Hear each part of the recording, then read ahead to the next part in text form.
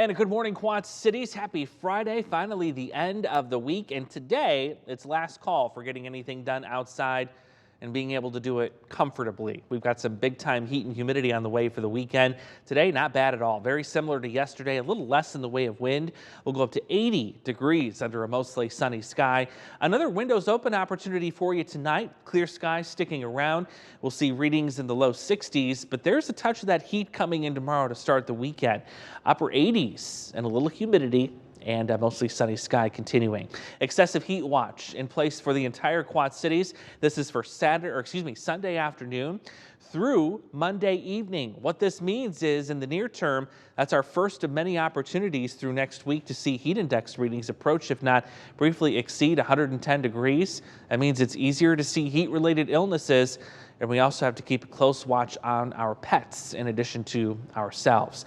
We talked about this yesterday, how we were expecting Hurricane Hilary to become an intense Category 4 storm, but that wasn't supposed to happen until Saturday.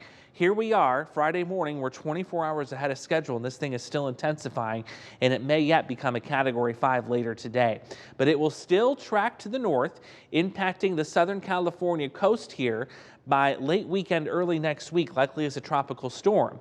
But what this will do is it's going to shove the dome of heat that's been sitting here for the last several weeks right in our direction. In fact, the core of the heat is expected to be sitting right on top of us, especially Wednesday into Thursday, where you're seeing the white color here. Those are heat index values of 110 degrees plus, and it looks like we'll be dealing with that for multiple days next week. Here's how that's going to play out. I'm going to show you the temperature, the feels like temperature, and also the records.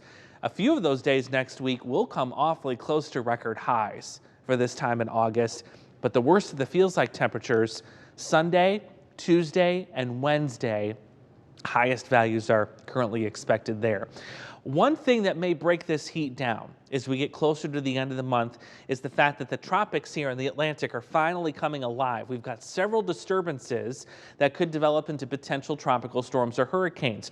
One of those of interest right here, this wave in the Caribbean. It's expected to go into the Gulf of Mexico next week. And if it does form into something, which it's got a reasonable chance, I mean, 30% 7 days out is pretty robust when it comes to forecasting these things. This may eventually curve up in our direction later and provide some relief from this heat. And I'm going to show you why. So watch this here. This is rainfall. And watch how that storm just goes right on the edge of the heat dome, comes right up here into the Quad Cities around August 27th, 28th. If that thing comes to fruition, that's what's going to break down our heat and give us our next opportunity of rain just a little bit more than a week from today. So it'll be something we're tracking here along with us. But until then, get ready for some significant heat and humidity next week. We're used to this. You know, this is the Midwest. This is not our first heat and humidity rodeo. So we just want to make sure we stay smart about this, limiting your strenuous activity outside.